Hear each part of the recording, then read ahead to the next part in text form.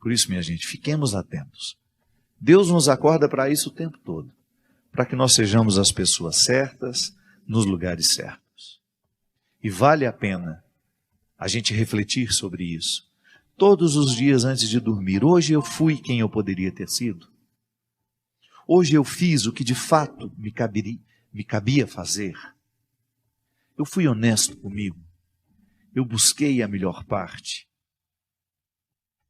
Eu fui honesto em querer, em lutar, em trabalhar, em vencer as dificuldades para ter condições de assumir o meu lugar no mundo?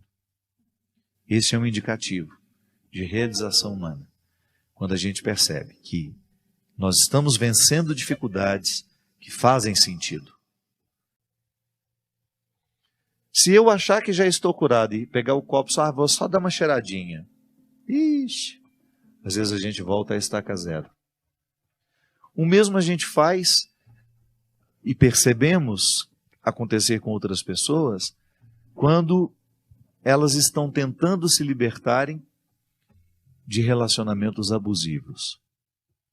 Porque o relacionamento abusivo é aquele, vamos dar um exemplo simples, aquele namoro que você sabe que só lhe faz mal, a pessoa não lhe quer bem, te usa o tempo todo, te trai o tempo todo, mas você gosta dele.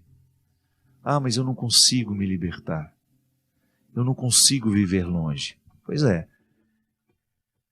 Entre a decisão de que você precisa fazer alguma coisa por você até um resultado final de uma libertação, há um tempo que você não sabe nem precisar quanto será. O fato é que se você não vive a vitória de cada instante, você nunca vai se libertar daquela pessoa. Você será eternamente dominada por ela. Viverá eternamente aquela relação dominante que lhe faz mal, que lhe desfavorece.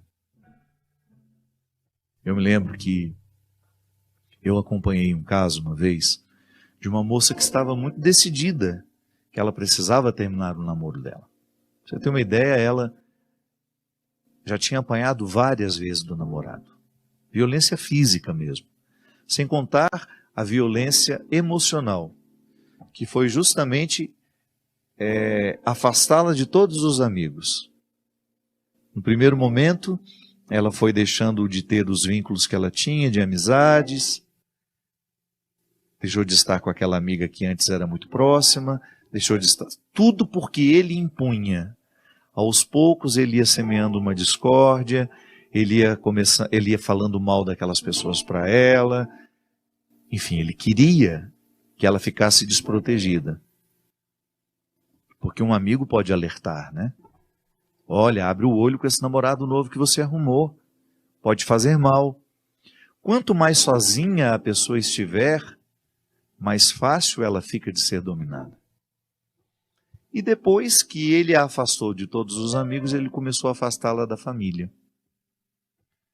E para mim ali foi o primeiro passo que porque eu notei, era uma pessoa de minha convivência. Eu falei, gente, não está certo esse negócio. Porque quem nos ama faz questão de que nós estejamos junto das pessoas que nos amam também. É como eu vejo a minha mãe, por exemplo, feliz por saber que eu sou cuidado por onde eu vou. Porque o amor da minha mãe é verdadeiro. Diferente de uma pessoa que quando vê que eu estou sendo cuidado por uma outra, sente ciúme. Não estou dizendo que minha mãe nunca teve ciúme. Mas é que o primeiro movimento é sempre ruim, né? Ai, que inveja, ai, queria estar lá fazendo isso por ele. Mas depois vem o amor. Não, mas que bom, eu não estou lá. Alguém está fazendo por ele. O sentimento é possessivo e doentio quando você não é capaz de pensar no bem que eu preciso receber quando estou lá. Você quer que só você faça o bem. Então você fica privando a pessoa. Isso não é amor por isso.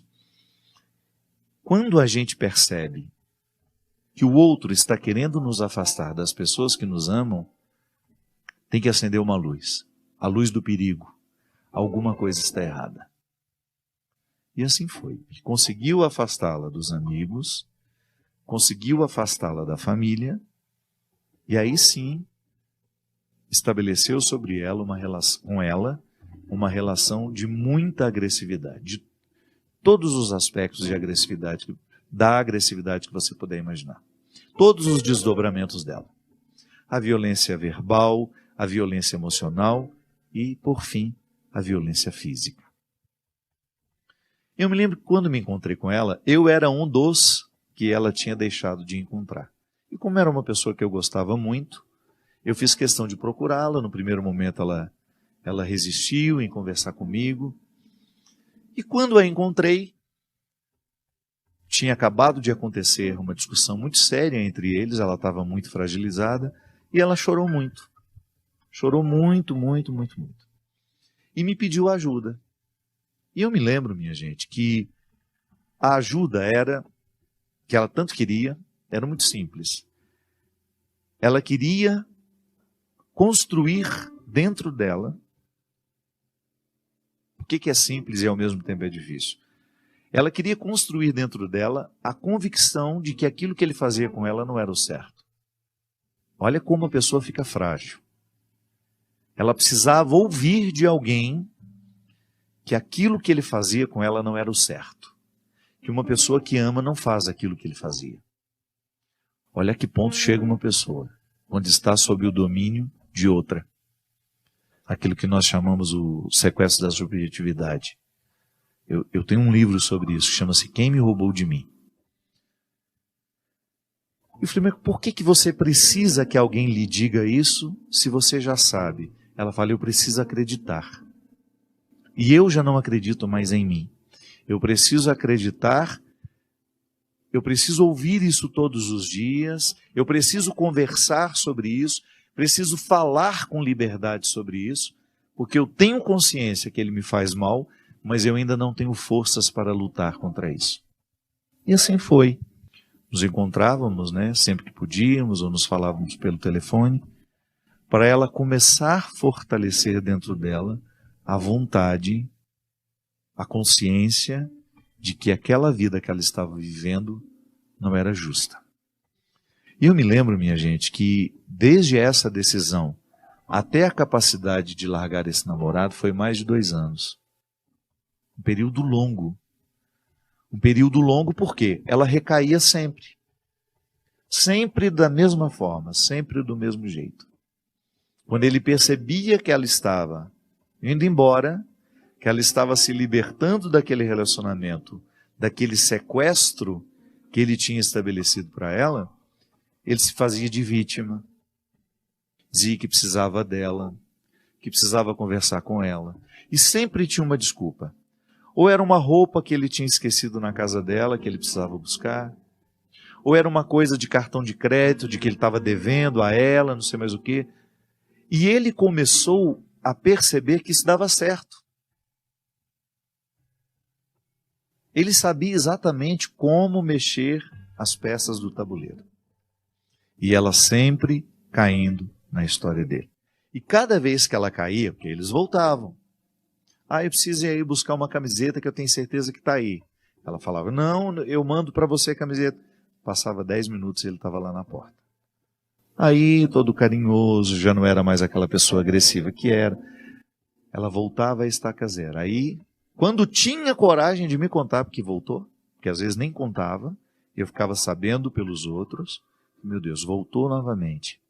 Que eu perguntava, ela falava, eu não te contei, porque ele está tão diferente, eu tenho certeza que você não vai, eu sabia que você não ia acreditar, eu prefiro acreditar nele de novo. Enfim, minha gente, tudo resultado de uma dependência que aconteceu e de uma pessoa que não está sendo capaz de viver a transição da libertação.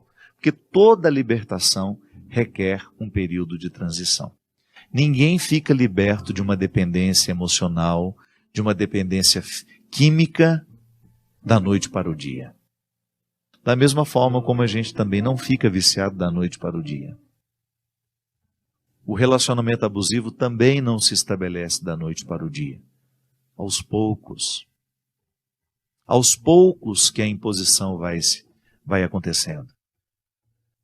E aí ela ficou nessa lenga-lenga durante 2 anos.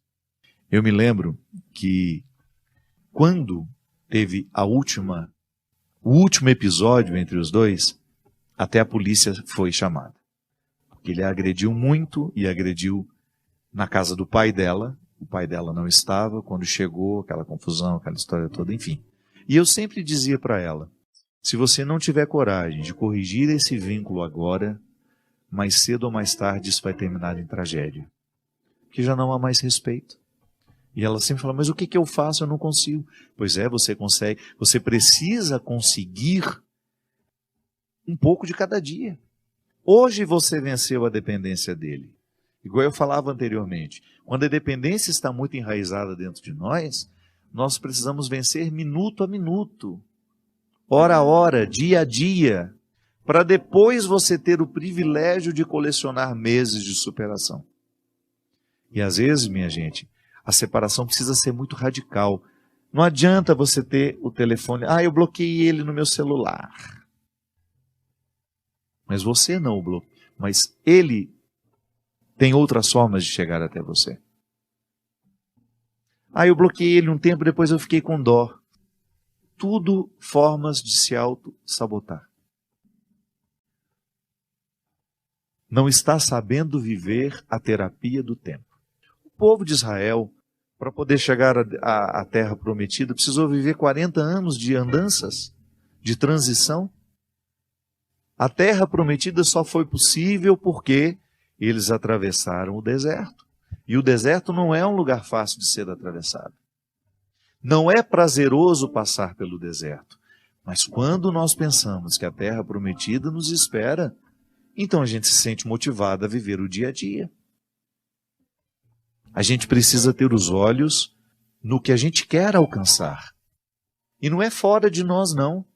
Que às vezes nós colocamos, a gente pensa muito rapidamente, quando a gente fala em alcançar alguma coisa, a gente sempre fala de um resultado financeiro, de uma casa que a gente quer comprar, de um apartamento, de um emprego, de uma faculdade que a gente quer fazer. Não é nenhum problema. Essas realizações materiais fazem parte da vida.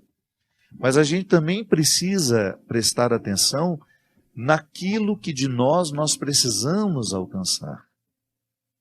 No que queremos alcançar. Eu quero ser um homem mais livre. Então, quando eu olho para o futuro, eu vejo o Fábio muito mais livre do que é hoje. Mais livre do que os outros pensam, do que os outros acham. Nós, às vezes, somos muito aprisionados, porque nós temos medo do que os outros estão pensando de nós, do que os outros estão achando de nós. Não faz sentido.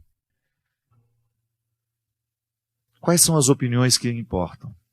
Aquelas que estão comprometidas com a nossa verdade. As pessoas que de fato fazem parte.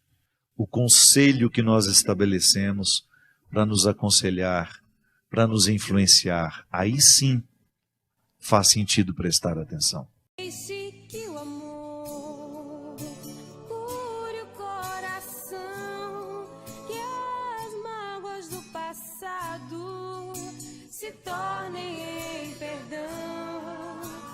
Deixe que o olhar do Cristo, seu Senhor, transforme a sua vida, lhe faça um vencedor.